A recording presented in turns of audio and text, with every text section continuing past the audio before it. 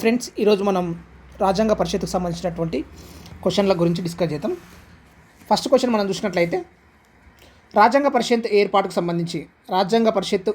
సంబంధించి క్రింది ప్రకటనలో సరైనవి పరిశీలించండి. ఆప్షన్ 1 చూసినట్లయితే ప్రతినిధులను 4 వర్గాల నుండి ఎన్నుకోవాల్సి ఉంది: హిందూ, ముస్లిం, సిక్కు మరియు క్రిస్టియన్స్. ఆప్షన్ 2 చూసినట్లయితే యూనియన్ రాజ్యాంగ committee, union constitution committee chairman Sardar Vallabhbhai Patel. Option 3 చూసినట్టయితే రాజ్యాంగ పరిషత్ మొత్తం సభ్యుల సంఖ్య 389. ఆప్షన్ 4 చూసినట్లయితే డాక్టర్ బిఆర్ అంబేద్కర్ అధ్యక్షతన ఏర్పడైనటువంటి డ్రాఫ్టింగ్ కమిటీలో 8 మంది సభ్యులు ఉన్నారు. క్రింది వాటిలో సరైనవి మనం చూసినట్లయితే option A 1, 2, 4, option B 1 and 4, option C 3 మాత్రమే, ఆప్షన్ 4 1 మాత్రమే. కరెక్ట్ ఆన్సర్ చూసినట్లయితే option C is correct answer. Only 3 మాత్రమే కరెక్ట్. ఎందుకంటే ఇవన్నీ correct. Only Hindu, Muslim, Sikh, Christian అని లేదు. రాజ్యాంగ పరిషత్తులో అందరూ ఉన్నారు ఇందులో. తర్వాత ఏది యూనియన్ రాజ్యాంగ కమిటీకి సర్దార్ వల్లభాయ్ పటేల్ చైర్మన్ తప్పు. తర్వాత డ్రాఫ్టింగ్ కమిటీలో 7 మంది సభ్యులు మాత్రమే ఉంటారు, 8 కాదు. సో ఇదొక్కటి కరెక్ట్. ఆప్షన్ సి 389 మంది మొత్తం సభ్యులు ఉంటారు. నెక్స్ట్ మనం చూసినట్లయితే సెకండ్ క్వశ్చన్ చూసినట్లయితే November 26, 1949 నుండి భారత రాజ్యాంగంలోని క్రింది నిబంధనల్లో ఏవి తక్షణ ప్రభావాన్ని పొందాయి? మనం చూసినట్లయితే ఆప్షన్ 1 పౌరసత్వం, ఆప్షన్ 2 అత్యవసర నిబంధనలు, ఆప్షన్ 3 ఎన్నికలు, ఆప్షన్ 4 ఫెడరల్ సిస్టమ్.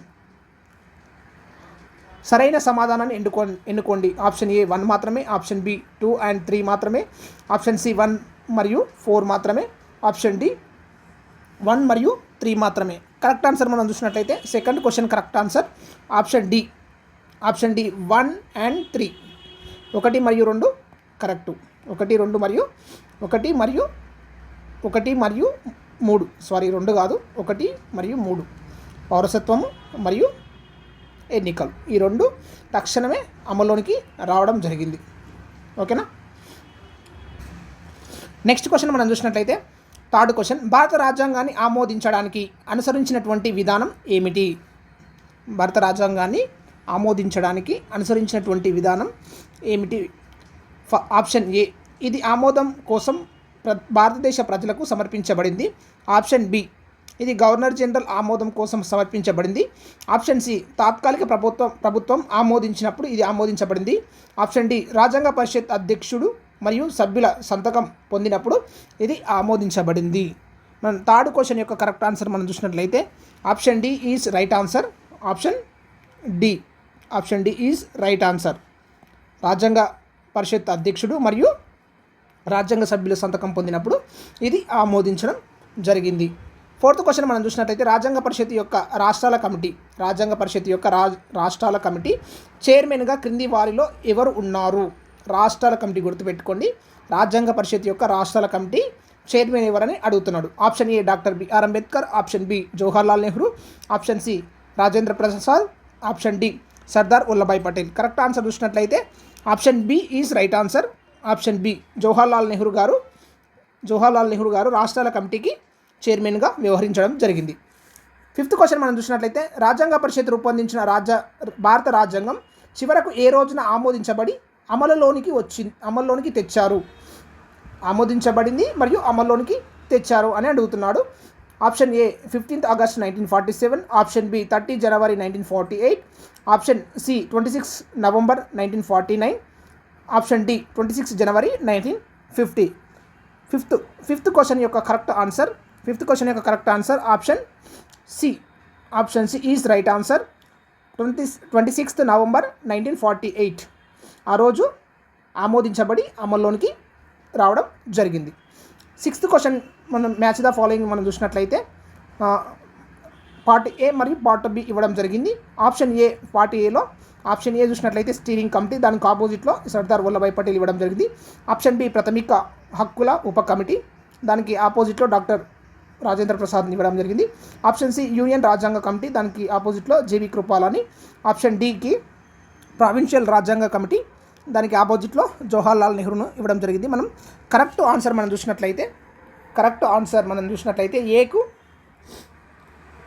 మనం చూసినట్లయితే 2 ఏకు కరెక్ట్ ఆన్సర్ 2. స్టీరింగ్ కమిటీ అధ్యక్షులు ఎవరంటే డాక్టర్ రాజేంద్ర ప్రసాద్. తర్వాత ప్రాథమిక హక్కుల ఉప కమిటీకి ఎవరంటే JB Kripalani.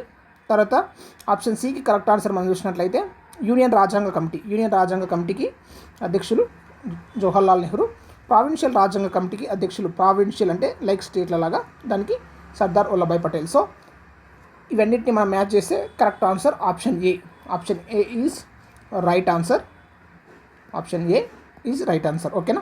Next 7th question మనం చూసినట్లయితే రాజ్యాంగ పరిషత్ సభ్యులు ఆప్షన్ ఏ ప్రజల ద్వారా ప్రత్యక్షంగా ఎన్నుకోబడ్డారు. ఆప్షన్ బి గవర్నర్ జనరల్ చేత నామినేట్ చేయబడ్డారు. ఆప్షన్ సి వివిధ ప్రావిన్స్ల శాసనసభల ద్వారా ఎన్నుకోబడ్డారు మరియు సంస్థాన అధిపతుల చేత నామినేట్ చేయబడ్డారు. ఆప్షన్ డి కాంగ్రెస్ మరియు ముస్లిం చేత నామినేట్ చేయబడ్డారు. కరెక్ట్ ఆన్సర్ మనం చూసినట్లయితే 7th క్వశ్చన్ యొక్క correct answer option C is right answer. ఏంటంటే వివిధ శాసనసభల ద్వారా ఎన్నుకోబడ్డారు మరియు సంస్థాన అధిపతుల చేత నామినేట్ చేయబడడం జరిగింది. 8th క్వశ్చన్ మనం చూసినట్లయితే రాజ్యాంగ పరిషత్ యొక్క సంవిధాన సలహాదారు క్రింది వారిలో ఎవరు? Option A doctor BR Ambedkar, option B K M Munshi, option C sir B N Rao, option D T T Krishnamachari.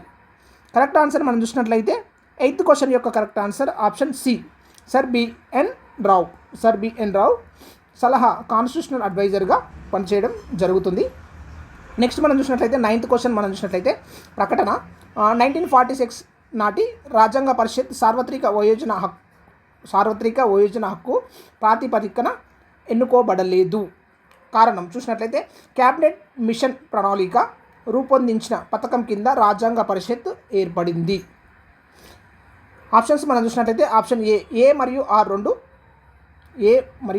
రెండు నిజం, కానీ ఆర్ అనేది ఏకి సరైన వివరణ కాదు. మరియు ఏ మరియు ఆర్ రెండు నిజం, కానీ ఆర్ అనేది ఏకి సరైన వివరణ కాదు. ఇదేమో సరైన వివరణ అని ఇచ్చాడు, ఇదేమో సరైన వివరణ కాదు. రెండు నిజమే కానీ సరైన వివరణ కాదు. తర్వాత ఏ నిజం కానీ ఆర్ తప్పు. ఆప్షన్ డి చూసినట్లయితే ఏ తప్పు కానీ ఆర్ నిజం. కరెక్ట్ ఆన్సర్ మనం చూసినట్లయితే 9th క్వశ్చన్ యొక్క correct answer A. Option A is right answer. A మరియు ఆర్ రెండు నిజమే. ఆర్ అనేది ఏకు సరైన వివరణ. ఓకేనా. 1946 రాజ్యాంగ పరిషత్ సార్వత్రిక వయోజన హక్కు ప్రాతిపదికన ఎన్నుకోబడలేదు. దీన్ని క్యాబినెట్ మిషన్ ప్రణాళిక రూపొందించిన పథకం కింద రాజ్యాంగ పరిషత్ అనేటువంటిది ఏర్పడడం అనేటువంటిది జరిగింది. సో ఏ మరియు ఆర్ రెండు నిజమే, ఆర్ అనేది ఏకి సరైన వివరణ. 10th క్వశ్చన్ మనం చూసినట్లయితే రాజ్యాంగ పరిషత్లో ఉద్దేశాల తీర్మానం లేదా ఆబ్జెక్టివ్ రెజల్యూషన్ని ప్రవేశపెట్టిన వారు క్రింది వారిలో ఎవరు? Option A B N Rao, option B doctor BR Ambedkar, option C Jawaharlal Nehru, option D Rajendra Prasad. Correct answer మనం చూసినట్లయితే 10th question option C is right answer. Jawaharlal Nehru గారు ఆబ్జెక్టివ్ రెజల్యూషన్ని ప్రవేశపెట్టడం జరిగింది. నెక్స్ట్ 11th క్వశ్చన్ మనం చూసినట్లయితే 11th క్వశ్చన్ క్రింది ప్రకటనలను పరిశీలించండి. ఆప్షన్ 1 చూసినట్లయితే డాక్టర్ సచ్చిదానంద సింహ రాజ్యాంగ పరిషత్ తాత్కాలిక అధ్యక్షుడిగా ఎన్నుకోబడ్డారు. 2 చూసినట్లయితే హెచ్సి ముఖర్జీ రాజ్యాంగ పరిషత్ ఉపాధ్యక్షుడిగా ఎన్నుకోబడ్డారు. పైన ఇవ్వబడినటువంటి ప్రకటనలో ఏవి సరి అయినవి? ఆప్షన్ ఏ 1 మాత్రమే, ఆప్షన్ బి 2 మాత్రమే, option C 1 and 2 2, option D 1 లేదా 2 ఏది కాదు. 11th question correct answer option C is right answer. 1 మరియు 2 రెండు సరి అయినవే. రెండు కూడా సరైనవే. డాక్టర్ సచ్చిదానంద సింహ రాజ్యాంగ పరిషత్ తాత్కాలిక అధ్యక్షుడిగా ఎన్నుకోబడ్డారు. ఎక్కువ వయసున్న వారిని స్టార్టింగ్లో తాత్కాలిక అధ్యక్షుడిగా ఎన్నుకుంటారు. తర్వాత హెచ్సి ముఖర్జీ రాజ్యాంగ పరిషత్ యొక్క ఉపాధ్యక్షుడిగా ఎన్నుకోబడడం జరిగింది. ఇది రాజ్యాంగ పరిషత్ సంబంధించినటువంటి పాలిటీకి సంబంధించినటువంటి క్వశ్చన్స్. నెక్స్ట్ టాపిక్ యొక్క MCQస్తో రావడం జరుగుతుంది. Thank you everyone. Please subscribe.